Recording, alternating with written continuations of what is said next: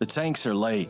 It's June 1944, northern France, 2 weeks after D-Day, and the Allied push into Nazi-occupied Europe is grinding forward slowly, brutally, one bloody mile at a time. Sergeant Bill Blass crouches in a muddy field, checking his wristwatch for the third time in 5 minutes. Around him, his unit scrambles to prepare. They've got maybe 2 hours before dawn. 2 hours to get everything in position before German reconnaissance planes start their morning sweeps. 2 hours before the enemy are gazing down on an entire armored division that just rolled into this sector. Bill barks orders to his men. Move those tanks into formation. I want them spaced out. Get this staging area ready. The men hustle, grunting, sweating, positioning the massive machines as instructed. Careful with that one. If you damage it, we're screwed. One of the soldiers stumbles. The tank shifts for a second. Looks like it's gonna roll over. Bill's heart stops, but the soldier steadies it, keeps it moving. Bill exhales. That was close. Across the field, another team is working on the airstrip, clearing debris, making runways, complete with fighters parked along the edge, wings glinting in the moonlight. Almost there, Sarge. Just need another 10 minutes. Bill nods because he knows they're caught up now. They're back on schedule. Behind him, the radio tent is just buzzing with activity. Inside, operators hunched over transmitters, sending out coded messages, coordinates, supply requests, troop movements, standard military chatter, obvious communication in preparation of a major upcoming military operation. Except none of it's real. Bill walks the perimeter one more time, inspecting every detail. The tanks needed to be just right. The planes needed to look operational. The whole staging area needs to feel authentic. Because in a few hours, German reconnaissance will fly over. They'll take photos and they'll report back to their commanders. And when they do, Bill's units need to believe they're looking at the 6th Armored Division, a legitimate force, a force to be reckoned with, a reason to pull German reinforcements away from the real Allied advancements happening 30 miles to the south. Everything has to be perfect. Bill wipes sweat from his forehead, checks his watch again. 90 minutes till dawn. He surveys the field one last time. Tanks in formation? Check. Airstrip operational? Check. Radio chatter steady? Check. It's all coming together. The first hint of gray light is creeping into the sky. Dawn is coming, and with it, the Germans. Bill takes a deep breath. This has to work. Because if it doesn't, if the Germans figure out what's really going on here, people are gonna die. A lot of people. He stands and takes one last look at the field. Rows of tanks, a functional airstrip, radio signals broadcasting into the night from a distance from the air above. It looks exactly like what it's supposed to be. An armored division preparing for battle. But up close, well, up close, it's something else entirely. It's a road show, a circus, because those are not real tanks. They're inflatable. Rubber and canvas, pumped full of air, bounce castles for a Gen Alpha birthday party, designed to look like 40-ton Sherman tanks from the sky. The planes on the airfield, mostly plywood and paint. The radio chatter, all scripted, all fake, broadcast on frequencies the Germans are listening to. And Sergeant Bill Blass, he's not your traditional soldier. He's a fashion designer. Oh man, guys, welcome to another episode of the Southern Drawl Podcast. A fashion designer?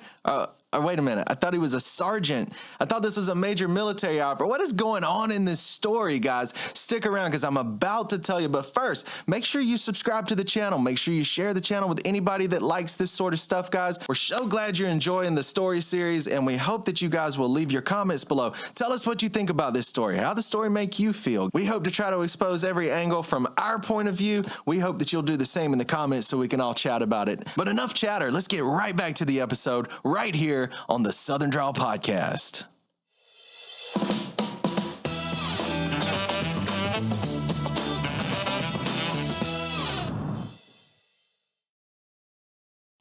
So to understand how a fashion designer becomes a sergeant in a major military operation in World War II, you have to know a little bit more about the Ghost Army. Officially, they were called the 23rd Headquarters Special Troops, or 603rd Camouflage Engineers. But everyone who knew about them, and, well, very few people did, called them the Ghost Army. Because that's what they were. They were ghosts, illusions, phantoms on a battlefield. 1,100 men whose job wasn't to fight, it was to deceive. The idea started in 1944. The Allies are planning the invasion of Europe, D-Day and beyond. But the Nazi war machine was still powerful, still dangerous, and the Allies needed every advantage they could get. So they asked a question. What if we can make the Germans think we got more troops than we do? We could trick them into moving their forces into the wrong places at the wrong times. The British had already been experimenting with battlefield deception, dummy tanks, fake artillery, radio trickery, but the Americans wanted to take it way further. They wanted to create an entire unit dedicated to deception, a unit that could become any division, any battalion, any regiment that the mission required. A unit that could fool the enemy into making fatal mistakes, and to pull it off, they didn't need hardened infantrymen. They needed artists. So the U.S. Army started recruiting. They scoured art schools, design studios, advertising agencies, and theater companies. They found painters, sculptors, actors, sound engineers, set designers, illustrators, and fashion designers. And they drafted them. Gave them uniforms, taught them how to use radios and drive trucks, sent them to Europe, and handed them one of the most audacious missions of World War II. Make the Nazis believe you're somebody you're not. From June 1944 to March 1945, the Ghost Army ran over 20 major deception operations across France, Belgium, Luxembourg, and Germany. Using inflatable equipment, tanks, trucks, artillery, sound effects, fake radio broadcasts, and, well, costumes, they impersonated entire military divisions. They made the Germans think attacks were coming from the north when they were really coming from the south. They convinced Nazi commanders to pull troops away from real battles to defend against phantom threats. And they saved lives, thousands of lives, on both sides of the fight. It's estimated that the Ghost Army's deception saved between 10 and 30,000 Allied soldiers alone, all without firing a single shot. But here's the thing. After the war, the Ghost Army was classified. Top secret. The men who served in it were told never to speak about what they had done, and for decades they didn't. The Ghost Army remained one of the war's best-kept secrets, till the 90s when the operation was finally declassified and the world learned what these artists had accomplished. Sergeant Bill Blass didn't stay in the Army. After the war, he went back to New York and became one of the most famous fashion designers in the world. He dressed first ladies, Hollywood icons, royalty. His designs were elegant, timeless, sophisticated. He became synonymous with American fashion, and in fact, it's highly likely that Bill Blass inspired the style and design of the clothes you're wearing right now. But before he was dressing Jackie Kennedy, he was inflating rubber tanks and trying to convince the Nazis he was somebody he wasn't. Then there was Arthur Singer. Before the Ghost Army, Arthur was a young artist studying illustration. During the war, he painted camouflage, designed fake installations, helped create the illusions that fooled the Germans. After the war, he became one of the most celebrated wildlife artists in America. His bird illustrations appeared in field guides used by millions. His paintings hang in museums. He created a whole line of U.S. postal stamps, of which like 25 billion were produced. But in 1944, Arthur Singer was crouched in a Belgian forest, painting fake scorch marks on plywood planes to make them look battle damaged. Then there was Art Kane. Art Kane went on to become one of the most influential photographers of the 20th century. He shot album covers for Bob Dylan, Aretha Franklin, the Rolling Stones, and many more. He revolutionized fashion photography, and his images literally defined an era. But during the war, Art Kane was part of the Ghost Army's camouflage unit, creating visual deceptions, manipulating light and shadow, learning how to make things appear as something they weren't. The skills he learned fooling the Nazis became the foundation of his groundbreaking career. Bill Blass, Arthur Singer, Art Kane, three names you might recognize, three titans of American art, fashion, and photography. And all three started in the Ghost Army, but they were far from alone. Ellsworth Kelly, one of the most important abstract painters of the 20th century, was in the Ghost Army. So was fashion designer Arthur Shillstone, illustrator Ned Harris, sculptor Harold Lehner, and many others. The Ghost Army was a who's who of post-war American creativity. These men went on to shape art, fashion, advertising, design, photography for generations. But in 1944, they were just soldiers with paintbrushes and bicycle pumps trying to win a war with deception. The Ghost Army ran its last operation in March 1945. By then, the Allies were deep into Germany. The Nazi regime was collapsing. The war in Europe was nearly over. The Ghosts, well, they just weren't needed anymore. The unit was disbanded and the men went home, and the secret was buried. For 50 years, almost no one knew what they had done. No medals, no parades, no recognition, just a quiet return to civilian life and a promise never to talk about it. But their legacy lived on, not just in the battles they helped win, not just in the lives they saved, but in the art they created afterward. Because the Ghost Army didn't just produce soldiers who changed a war. It produced a generation of artists who changed the world. You know, there's something fascinating about the Ghost Army. They weren't the strongest unit. They weren't the toughest. Didn't fire the most bullets or storm the most beaches. But they did change the course of the war. Not through force, but through deception. And that got me to thinking.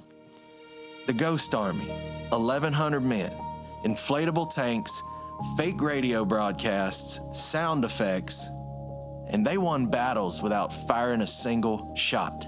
But this amazing accomplishment wasn't the first time a small group of men used deception to defeat a much larger enemy. Aside from many other notable moments in history, it happened thousands of years earlier in a dusty valley in ancient Israel with a farmer named Gideon. Judges chapter 7 tells us he used deception, trumpets, torches, and shouting to defeat an army that vastly outnumbered his people. Gideon, 300 faithful men, trumpets, torches, clay jars, and a bunch of noise. They made 135,000 enemy soldiers believe they were completely surrounded and won the battle without swinging a single sword. So here's what both stories teach us. We think victory requires size, numbers, overwhelming force. But the true heroes ain't always the ones we expect.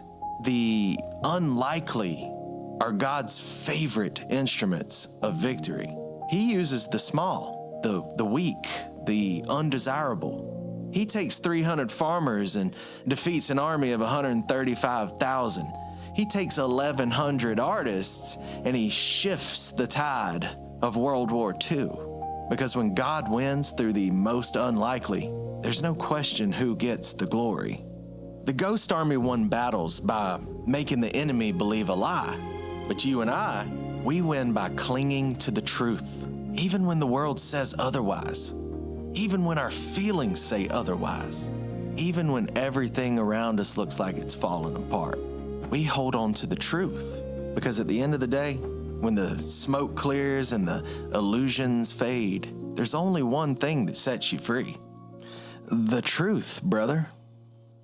That's right, guys. The truth will set you free. Always remember that, guys. We hope you enjoyed this episode of the Southern Drawl Podcast. Tell us, guys, in the comments, what did you think about it? How did this story make you feel? Did you relate this story back to anything that's going on in today's world by any chance? Because there's little things going on in all these stories, guys. We should be learning lessons from the past. Tell me what you think in the comments. Make sure you share the channel and subscribe if you haven't already. Guys, thank you for tuning in. Until next time, be free, be blessed. Peace. Blindly walking, I'm so lost. Gone for quite some time. Forgetting all that I once loved. Feel like I died.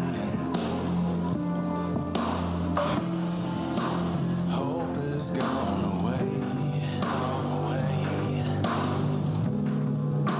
Fingers cold and numb.